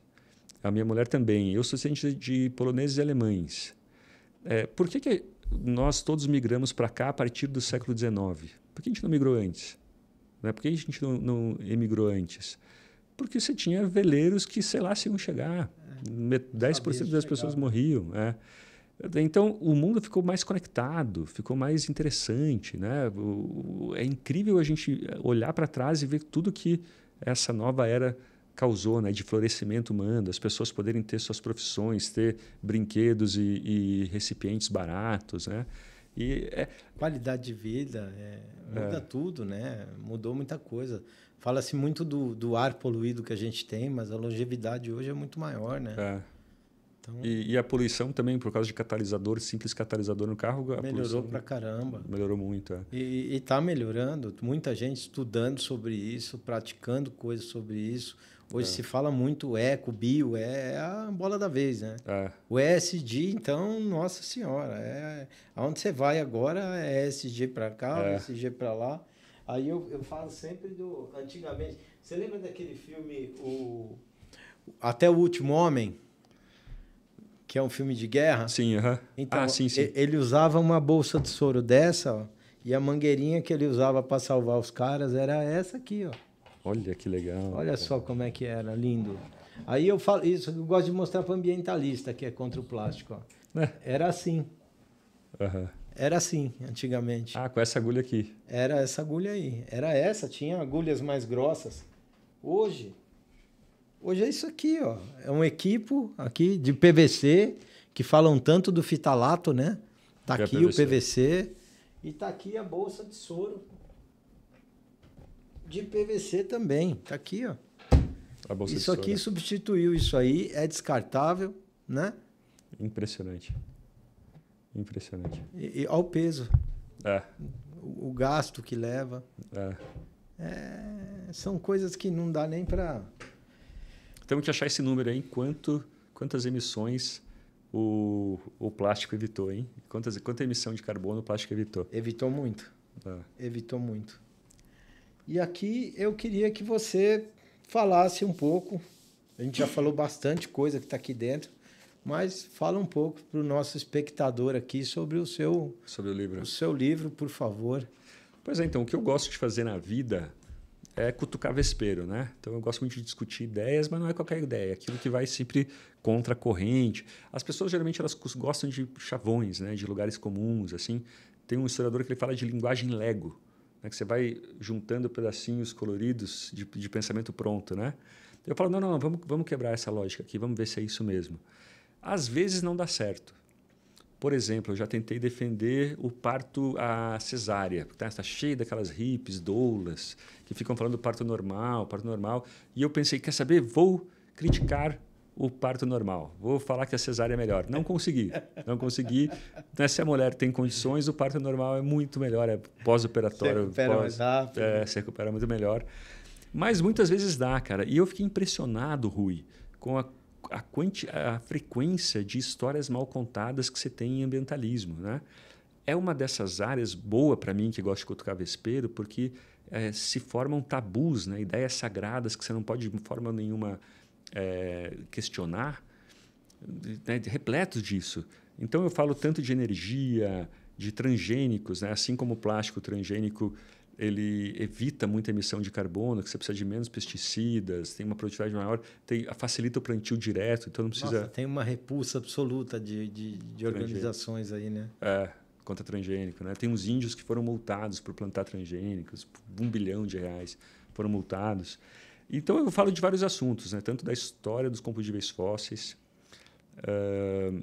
se a gente tem a questão toda de mudança climática, que é um problema, uma hora a gente vai ter que lidar com isso. Eu não sei se é tão urgente assim, né? Não vai acontecer nada muito grave assim. Não tem nada apocalíptico por agora. Claro que pode ter muitas disrupções e tal, claro. Mas não é. Enfim, e falo bastante sobre energia também, sobre essa questão do lixo, né?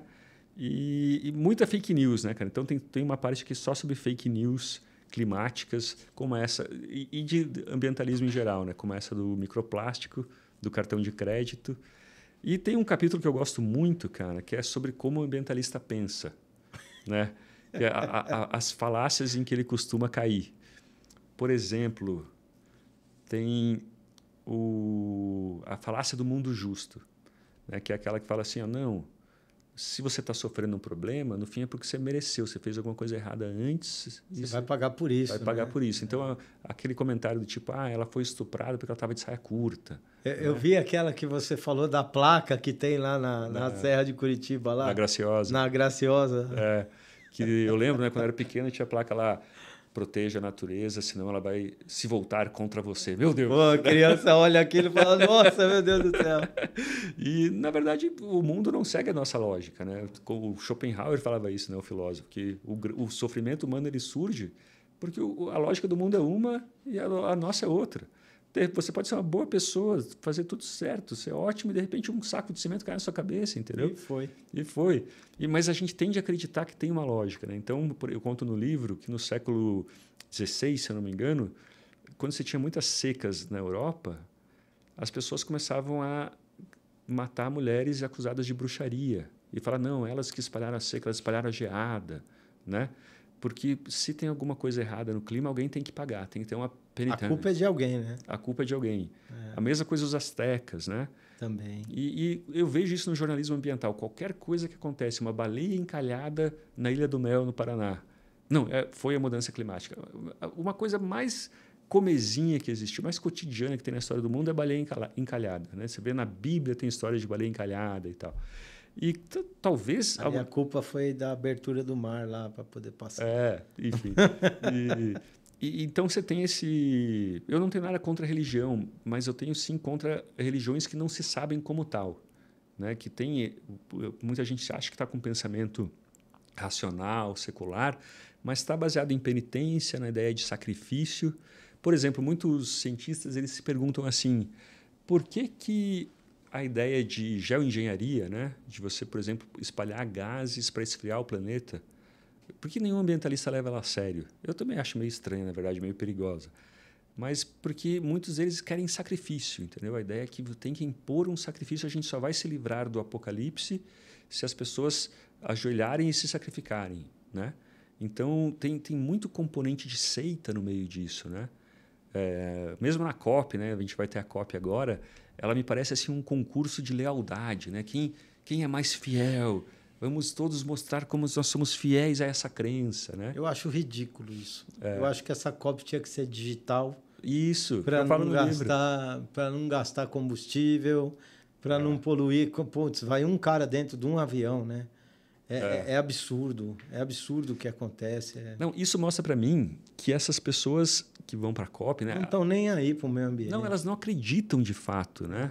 No que elas dizem. Porque se a gente vive uma emergência climática, caraca, qualquer emissão que você puder evitar, melhor. Daí alguém pode falar assim, não, mas eu compensei minhas emissões, comprei crédito de carbono e tal. Tudo bem, mas então compra e fica em casa, você tem um saldo negativo. Né? Melhor ainda. Você está tirando o carbono da atmosfera. Então parece que... Eu até entendo, porque eu também adoro uma festa, adoro parecer que eu estou entre os iluminados, né? Mas, enfim, e daí tem... Então, o livro é muito sobre isso. Esse capítulo eu gosto muito. Tem um sobre a Amazônia, né? Sobre toda essa tensão social que está acontecendo na Amazônia, que não aparece, né, para os gringos, assim... Claro que não, para eles aparece só o lindo, né? Mas é um bom livro, eu gostei muito de escrever. Eu adorei o livro.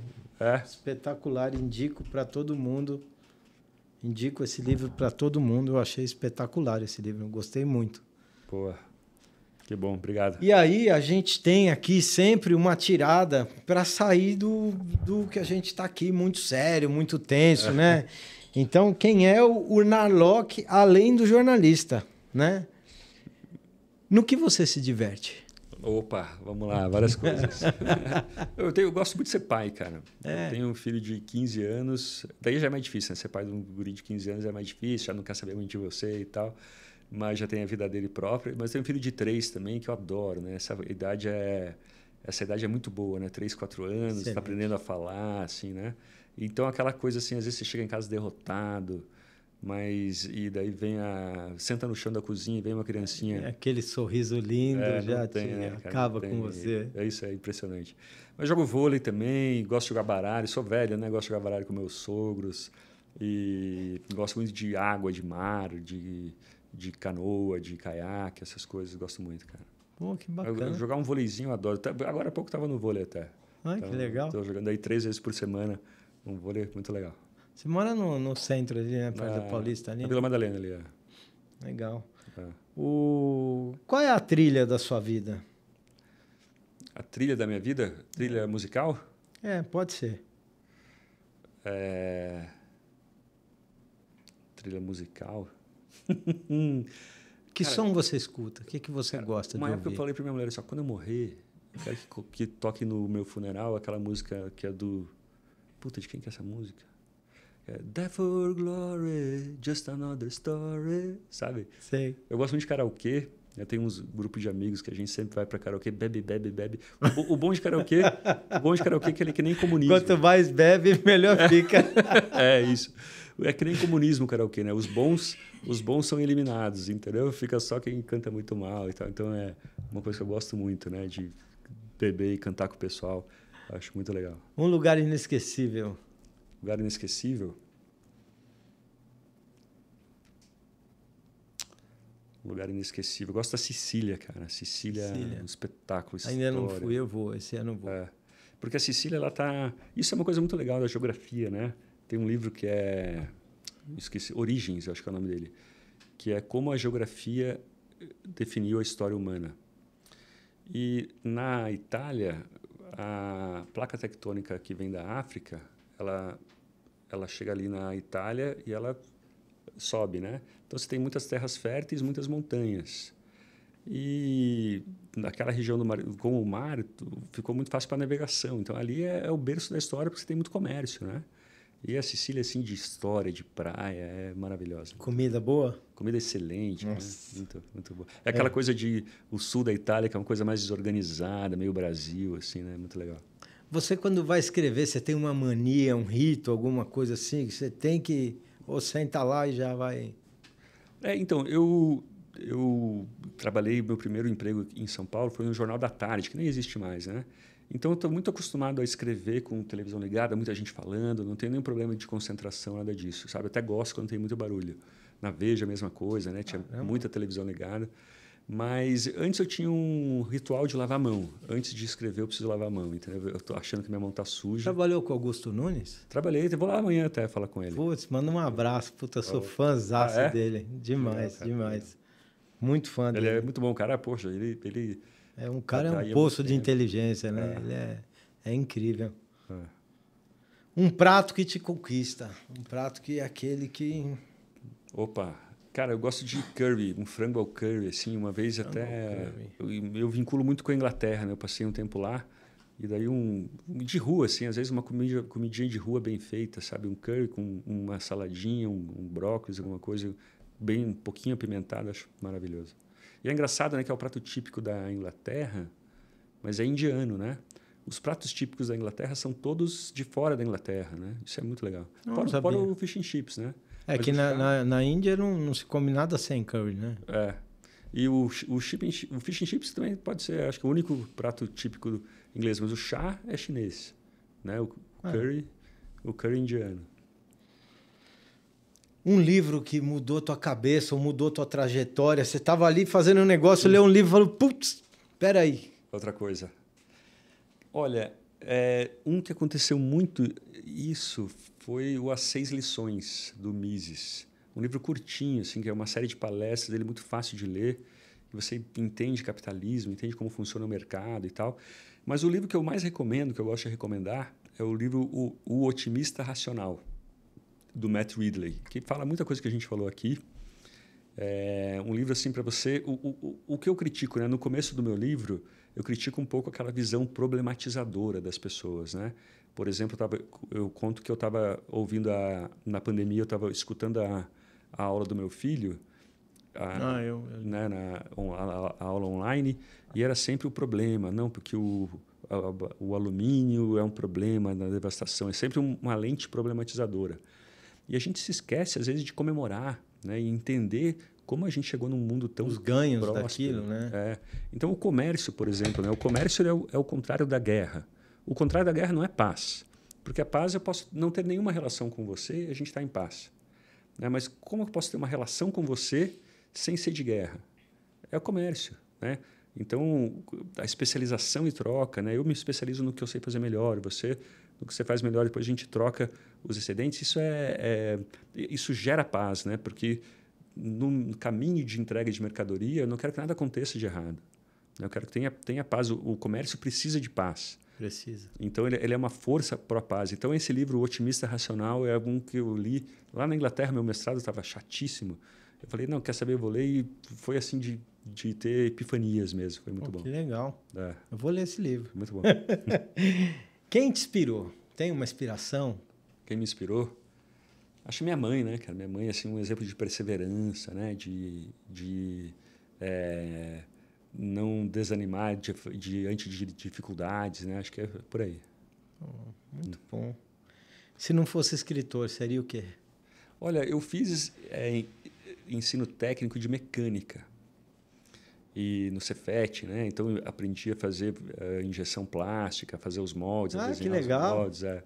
E daí, por pouco, eu não segui nessa carreira de engenheiro mecânico. Eu lembro que a nossa meta meus amigos em Curitiba era fazer engenharia mecânica em Florianópolis, que o pessoal ia de sunga para a escola, depois ia para a praia e tal. Mas acabou que no oitavo ano, o professor estava dando uma aula sobre virabrequim, né? Sobre encaixe. Né? Coisas que não são nem parafusadas, né? Elas são encaixadas. E daí ele falava do virabrequim, eu perguntei, professor, o que é virabrequim? E daí a aula, todo mundo... Daí o professor, gente, vocês estão no 8º período, vocês não sabem o que é virabrequim. Então, talvez vocês devessem mudar de profissão. Né? A principal peça de um motor, você não sabe o que é. E daí ali eu pensei, quer saber? Acho que ele tá certo. Que eu vou para humanas. Acho que eu vou para humanas. Ai, que bacana. Humanas, Bom, então aqui, Guia Politicamente Incorreto do Meio Ambiente. Aconselho, livro maravilhoso. Muitas coisas boas saindo daqui. Leandro, obrigado. Tem alguma colocação que você queria falar? Alguma coisa que eu não perguntei? Vou chegar em casa, vou entrar no carro, daqui a pouco eu vou lembrar todas as coisas que eu esqueci. Mas não, tá ótimo. Não, mas aí volta a hora que quiser, tá convidadíssimo. Me sigam lá no Instagram, @elinarlock. É isso aí, obrigado, gente. É isso aí. Então, hoje tivemos uma aula, passou normalmente do que é o nosso time de podcast, mas é uma conversa que se deixa aqui, a gente fica a noite inteira falando sobre. Gente, muito obrigado a você que ficou nos assistindo até agora, que nos acompanhou até agora. Deixe o seu like, deixe o seu comentário se gostou, se não gostou. No próximo vai ser melhor, tenho certeza que você vai gostar. E deixe porque não gostou aqui que eu vou te responder. E, Leandro, mais uma vez, muito, muito obrigado pela sua presença, sua disponibilidade de tempo. E sucesso com o seu livro, que já é um sucesso, né? Opa, valeu, Rui. Obrigado e parabéns pelo teu trabalho aí. Obrigado.